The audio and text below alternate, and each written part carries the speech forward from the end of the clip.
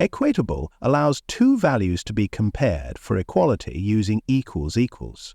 A custom equatable implementation is used when Swift cannot auto-synthesize equality or when you need custom comparison logic.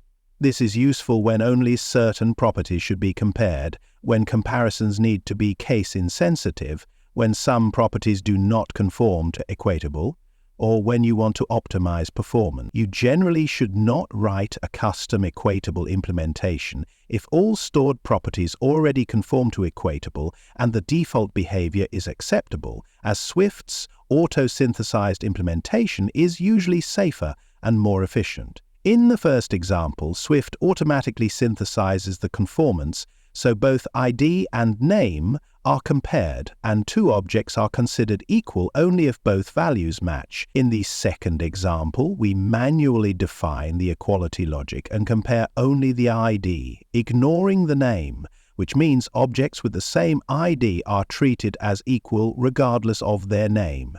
The choice between these approaches depends on your specific requirements.